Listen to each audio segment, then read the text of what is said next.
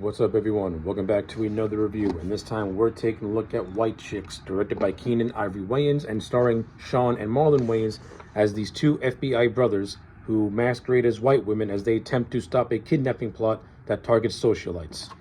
So, yeah, let's try and make this thing as short and sweet as possible.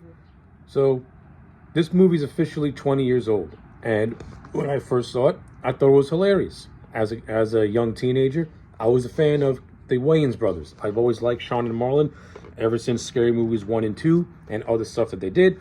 And I think Keenen Ivory Wayans is an underappreciated comedy director. And the three of these guys together, they do make some legit funny movies that I still like to this day. And White Chicks is one of them. If you watch this movie with today's eye, people are going to find it offensive. They're going to find it crude. They're going to find it to be unfunny. But to what I have to say is, turn your brain off and have fun. White Chicks is not a movie that is meant to be examined for social issues or social commentary. It's just a stupid movie of two dudes dressing as white women and trying to act feminine. And it's absolutely hysterical because Sean and Marlon Wayans, they're absolutely hysterical in this movie.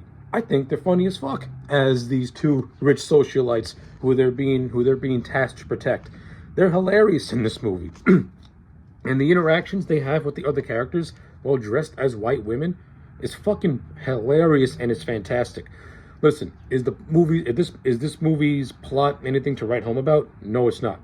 The plot of this movie can be very far-fetched and very over the top. But does that overall, does that overall devalue my enjoyment of this thing? No, it doesn't. Because when you take out the movie's plot of kidnappings and all that other nonsense and trying to make this thing feel like an action movie and you focus solely on the comedic aspects of it, the shit's absolutely hilarious. Like the opening 5 minutes where the Wayans brothers are portraying these bodega shop owners and they mistake an ice cream crew for being drug dealers. That opening 10 minutes is absolutely hysterical. I love that 10 minutes. Sean and Marlon Wayans as these pretending to act like these two Spanish guys is absolutely hysterical. And the action scenes that ensues due to a misunderstanding is goofy, it's over the top, and it gets a lot of laughs out of me. Like, I enjoyed the hell out of it. And then you have Frankie Faison as their boss trying to play it straight. And Frankie Faison has always been very underrated. Ever since Silence of the Lambs, he's been an underappreciated actor because he doesn't get enough credit for his comedic roles as well. Coming to America being one of them. And I like how Faison banters with the Wayans brothers as those two guys play comedic goofs while he's playing the straight man in a lot of their scenes, and it's good stuff. And then you have these two other rival agents played by Lachlan Monroe and another actor whose name escapes me. I think they're funny. I think they're equally as funny too. And they have some of my favorite scenes in this movie as well. Like, the comedic aspects of this movie, to me, they land. Well, for me, they land. For someone else, they're not going to land because you're just not going to be able to turn your brain off. But when the Wayans are tasked to go undercover to protect these two bratty socialites, that's where the movie really finds its footing, and that's where this thing goes hysterical. Especially when you get the introduction of Terry Crews's character of Latrell, who is like this popular, I think he's either a football player or a basketball star. I'm not entirely sure. But this movie was my first introduction to Terry Crews as an actor. He's hilarious. Like, Terry Crews, he's built like a brick shithouse. You would think he'd come across as like a macho type of dude, but he comes across as a caricature of a macho man, and it's absolutely hysterical. Like, Terry, you can tell that watching this movie that Terry Crews is in on the joke, and it shows on screen. You can tell that the man's just having fun playing this over-the-top version of a masculine character who's trying to get with one of the Wayans brothers who's in the cosplay, and it's absolutely hysterical. Like, every scene that Terry Crews is in, to me, there are highlights of this movie, especially the scene where he's in a car with Marlon Wayans, and Marlon plays that stupid Vanessa Carlton song, thinking that Latrell is going to be against it, but it ends up flipping the script, and he's like, "How did you know? I love this song. How do you not like this? It's good shit. It's hilarious. I love it."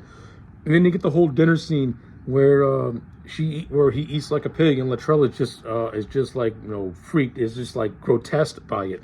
And then when Marlon lets one rip, thinking that it's going to distract Latrell, the exact opposite happens again. Like everything with Terry Crews, it's absolutely hysterical. I love it. And I even like how the Marlins, as the white girls, interact with the socialite clubs. I like the stuff with they rival family. You know, that stuff is okay. It's not as entertaining, but it's decent. But I do like the chemistry they have with the group of friends that they integrate with. I think a lot of them have some decent chemistry with each other, and a lot of those scenes are actually pretty funny. Like, they got some chuckles out of me, especially the dressing room scene where Marlon is trying so desperately to fit into clothes that are clearly too small for him, and he's like struggling. And then you get like this sexual innuendo joke, which is mildly funny. Like it does. You do get some laughs.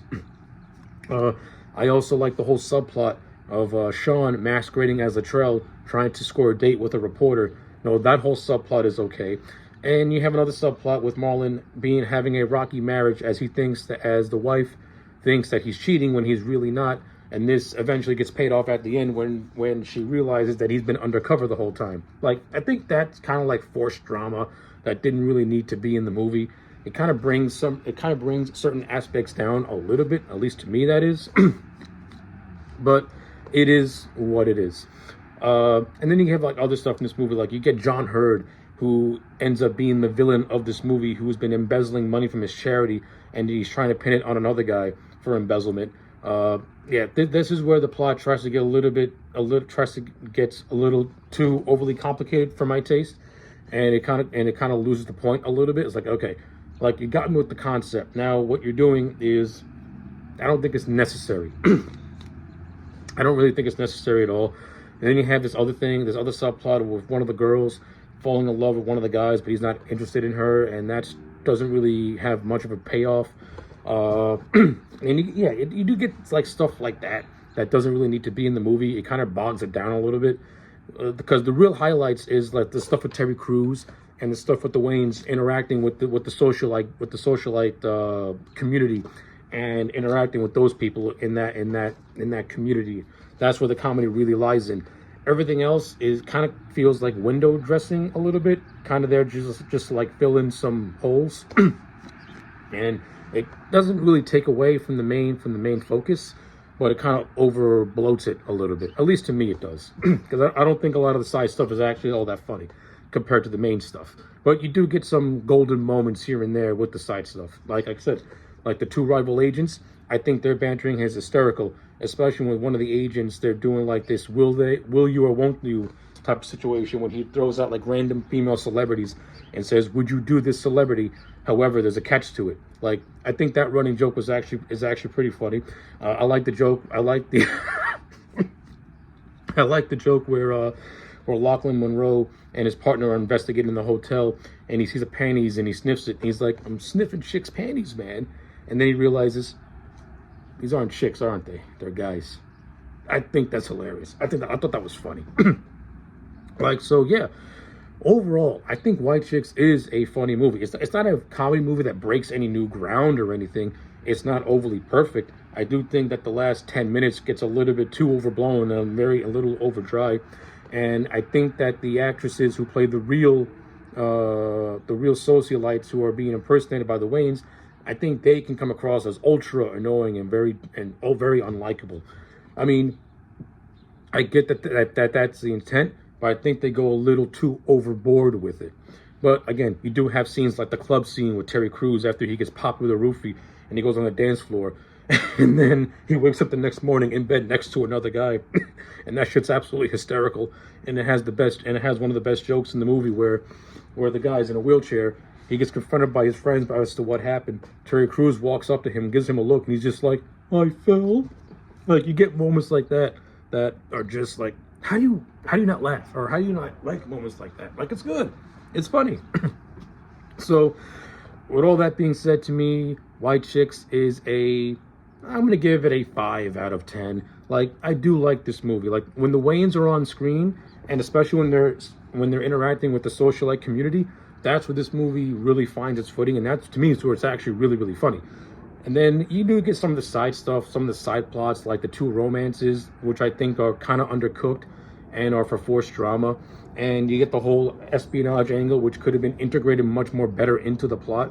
But when you take all those away and you put the Terry Crews factor in there and a lot of his scenes and a lot of his chemistry with Marlon Wayans, this movie, that's where this movie to me finds its footing. That's where the comedy really gets a chance to shine. So yeah, 5 out of 10 for White Chicks. Let me know your thoughts in the comment sections down below. Like the video and subscribe, and I'll check you back next time for more.